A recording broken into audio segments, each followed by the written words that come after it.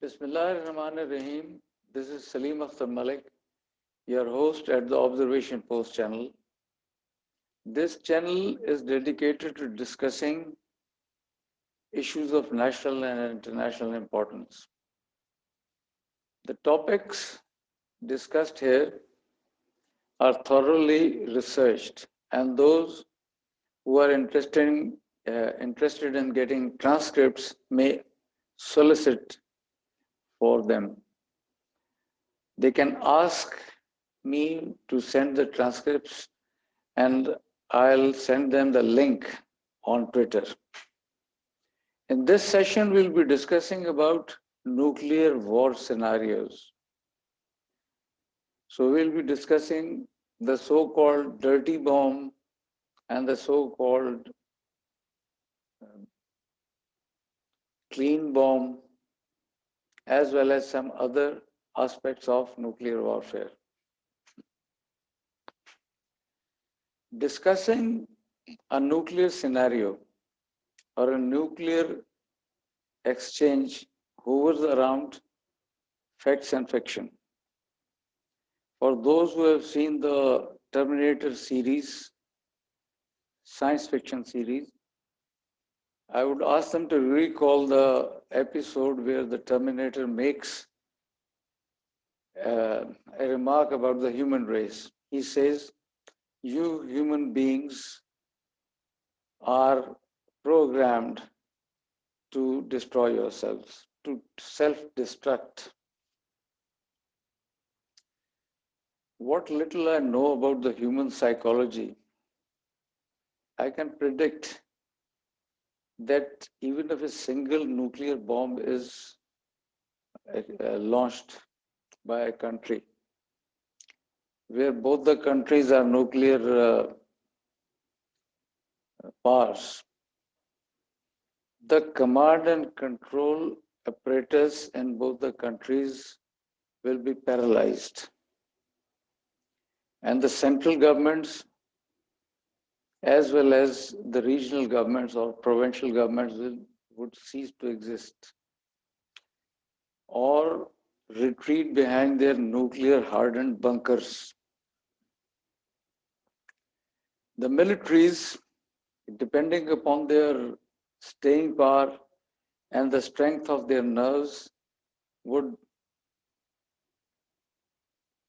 keep fighting isolated battles.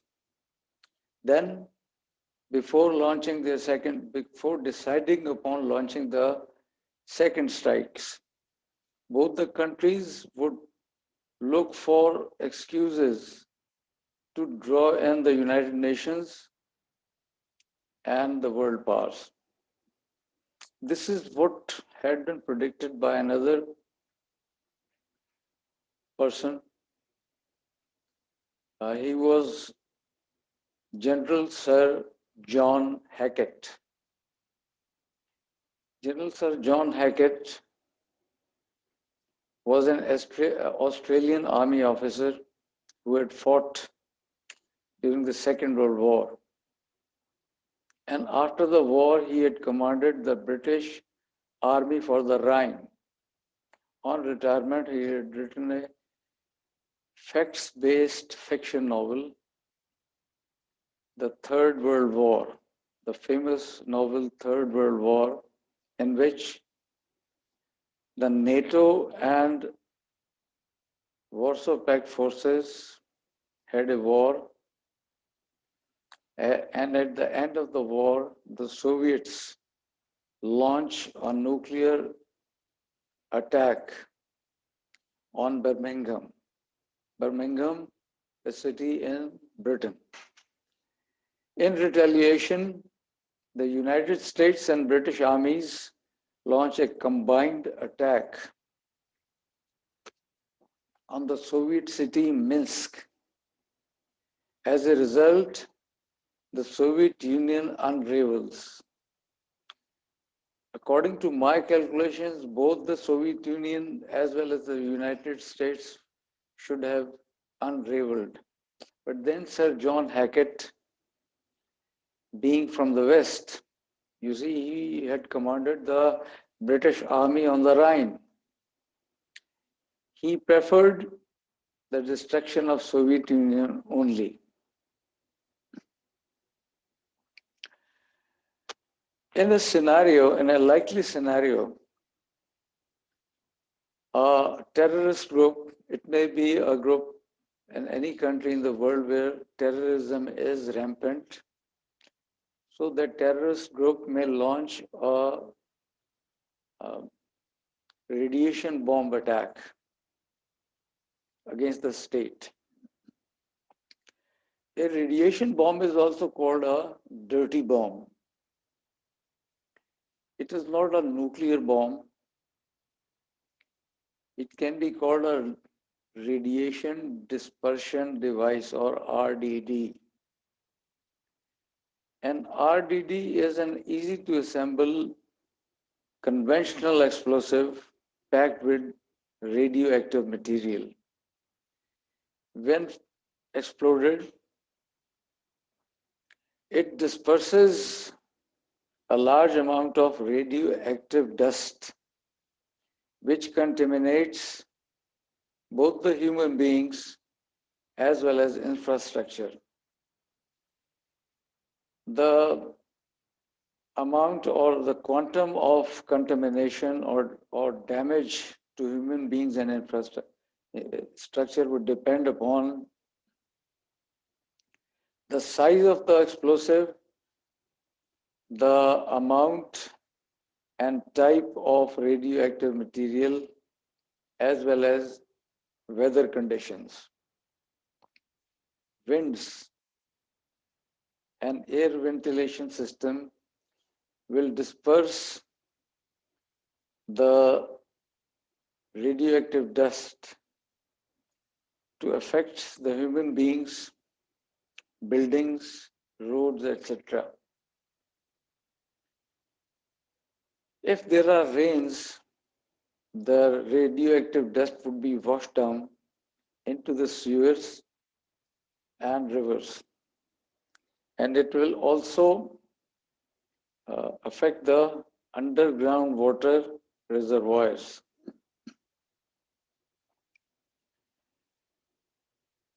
Now, the likely scenario for a radiation bomb attack, which has been discussed in some books also, both in India and Pakistan, such a scenario would be if a Kashmiri freedom fighters group explodes a radiation bomb inside the Banihal tunnel linking Jammu with the Kashmir Valley. If such an attack takes place, the Indians would be deceived into believing that Pakistan had launched a tactical nuclear weapons attack against India, and they will retaliate.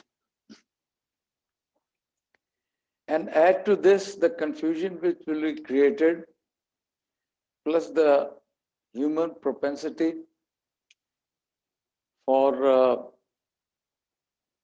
personal security, which will drive the people, including the security forces deployed in that area, to run for their lives.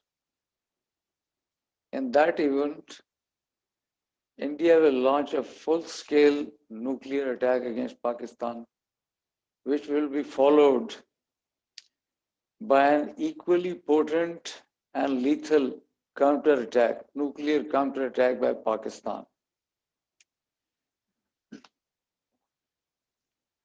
A radiation bomb is not a myth.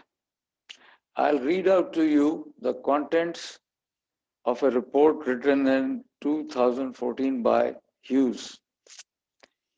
According to this report, there had been several incidents over the past many years which indicated that dirty bomb threat is real. For example, Chechen rebels directed a TV reporter to a park in central Moscow in 1995. When she reached there, she found a package containing about 15 pounds of conventional explosives and cesium-137, a radioactive element Cesium-137 is a radioactive element. This was the first known appearance of a dirty bomb. According to frequently cited intelligence reports, Iraq had tested a crude radiological device in 1987. And reportedly, Osama bin Laden's operatives in Sudan had tried and failed to buy enriched uranium produced in South Africa on the black market. A large number of radioactive items that can be used to make dirty bombs are unaccounted for both in the United States and in Russia. During the 1998 nuclear explosions in Rajasthan, the Indians had claimed that they had also tested miniature thermonuclear devices, that is, neutron bombs. But the American CIA station had contradicted their claim. It said India has not launched any miniature nuclear device because our sensors which we have planted over the years in India have not reported such a test, that is a test by low yield nuclear weapons.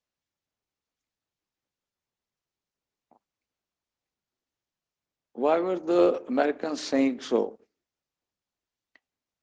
Presumably, the Israelis, under the smokescreen of Indian nuclear tests, had also got their own low-yield nuclear devices tested, including nuclear artillery shells. And the Americans were either feigning ignorance about those tests or they actually didn't know. Why I have narrated this incident is that in case of a radiation bomb attack by Kashmiri liberation fighters or freedom fighters group, Indians would also be deceived into believing that Pakistan had launched a low-yield nuclear weapons attack, because accurate determination of such weapons is very difficult, more so of a radiation bomb, which is not actually a nuclear bomb. In yet another scenario, both India and Pakistan may launch nuclear attacks against each other's nuclear installations. That would start with one country launching a nuclear attack and then retaliated by the other country, be it Pakistan or India.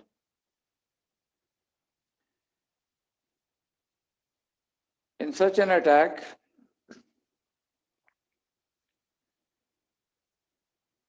the attack would be launched either by airstrikes or missile strikes or by sabotage from within, by destroying the security systems inside the nuclear reactors or nuclear installations. In case of Pakistan, the targets of nuclear strikes would be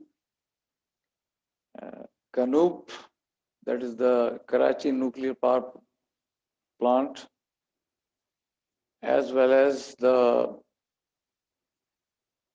reactor complex near Khushab. In India's case, the targets would be the nuclear reactors at Kota and Rajasthan and the nuclear reactor at Trombay near Mumbai, as well as The plutonium producing reactors, again, there is a complex of plutonium producing reactors at Tarapur. It is similar to the plutonium producing reactors near Khoshab in Pakistan. Now, in such strikes, a dense plume of radioactive cloud would ascend into the air, into the upper atmosphere, and remain there for many years. And this will cause damage both to the infrastructure as well as death to human and animal life. This is how, as I had explained earlier, that it would be a scenario reminiscent of a science fiction movie where everything will be laid waste, including the human beings, animals, as well as infrastructure. So this is how the so-called Fermi paradox will be validated in case of India and Pakistan. Now, what is Fermi paradox? Enrico Fermi was an Italian physicist, and he surmised that the apparent age and size of the cosmos, that is the universe, suggests that a large number of technologically advanced civilizations ought to exist. A large number of extraterrestrial civilizations ought to exist. But then, if that be the case, why haven't we come across such technologically advanced extraterrestrial civilizations? And then he postulated that the technologically advanced civilizations are in the habit of or have the propensity to destroy themselves, to self-destruct, when they reach the stage of radio and space flight technologies. When they master the radio technology, radio communications, as well as space flight technologies.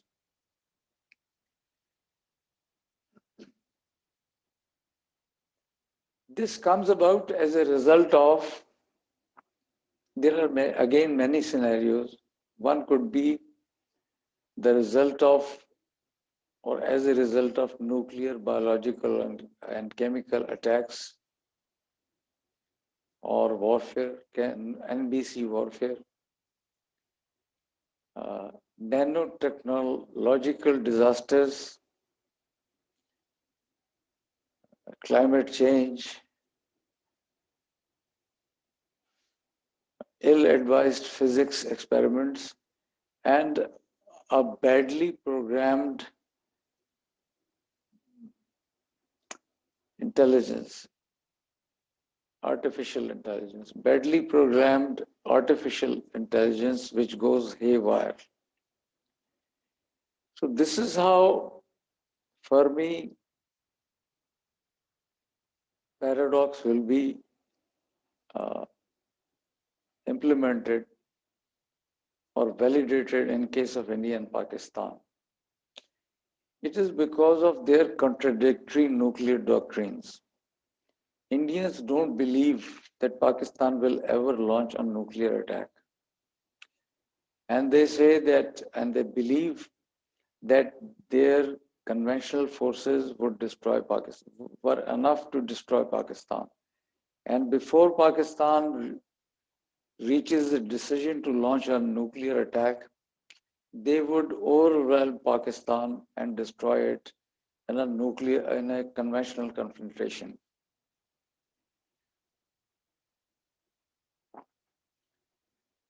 However, the Indians do not possess the conventional punch to do so.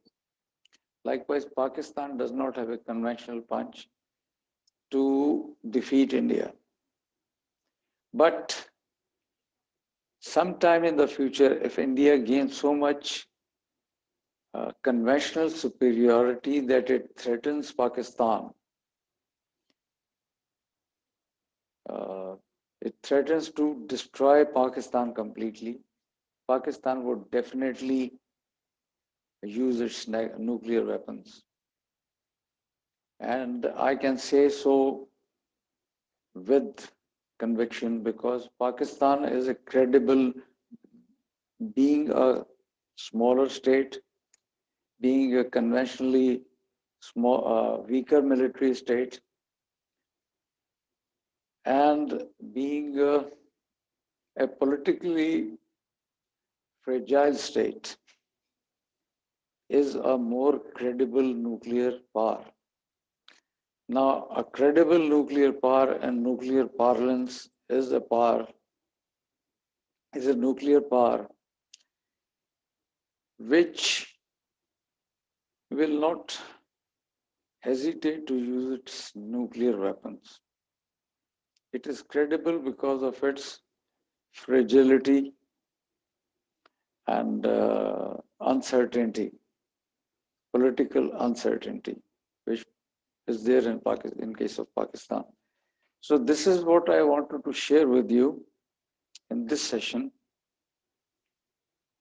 We'll discuss more in the subsequent sessions. Till then, bye-bye.